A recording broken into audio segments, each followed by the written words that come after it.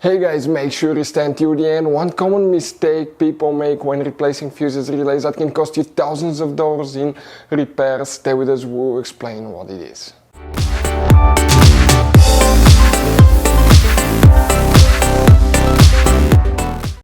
Hey guys, welcome back to Auto Repair guys. Thank you guys for watching and subscribing to the channel. Today will be super helpful video to any of you having a Mercedes E Class, that generation here from year 2010 to year 2016. This is known as generation W212. If you guys have one of those, if you need to find where the speedometer fuse is located, which fuse you need to check, where you can buy cheap parts, tools, fuses, relays at a good price, quick shipping, that way you do not waste your money and time. Why it's important to always test fuses and relays, all that guys will be covered absolutely free for your convenience. Make sure you stay until the end. So before we start, let us tell you a little bit about us guys. Now, if you have a Mercedes E-Class, that generation from year 2010 to year 2016-17 guys, this is the W212 guys. We're going to have a video for every single fuse relay on that car, why things do not work, why we're making this one, because we're trying to save you time and money guys. Let's say you're down the road in the middle of nowhere, your car does not start, you need to find where your engine starter fuse relay is located guys, where you can find fuel injection system fuses, fuel pump fuses. All you have to do, come to the channel, watch that video, 1-2 minutes, you're back on the road guys. In addition, we'll share where you can buy cheap parts and tools, that way you do not waste your money and time. Every single car we get here at the garage, we try to make guys at least 200 to 300 free repair videos.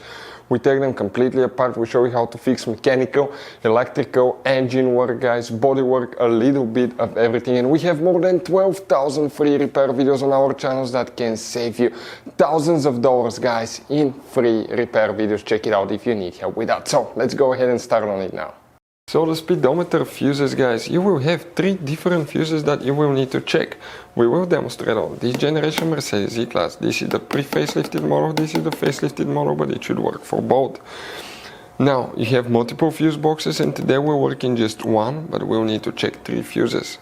There is a fuse box under this cover here on the driver's side. Remove it and you will find the main engine fuse box with a layout that will look just like this one here. But before we continue, let's explain quickly why it's always a good idea to test fuses and relays.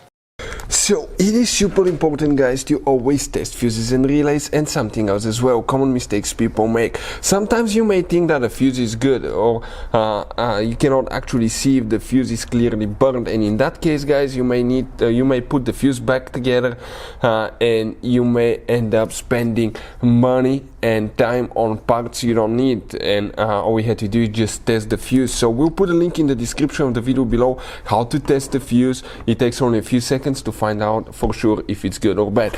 The same thing for relays guys, okay? Some of those could be really expensive on cars, so we'll put a link in the description of the video below how you can test relays. And for some certain fuses guys, it's important to disconnect the car battery when removing them, otherwise you can burn the electronics. And for instance, working on airbags, fuses or anything like that, you need to wait at least 1 hour after disconnecting the car battery, and if you're not qualified and certified to work on airbag system, I will never recommend to do that guys.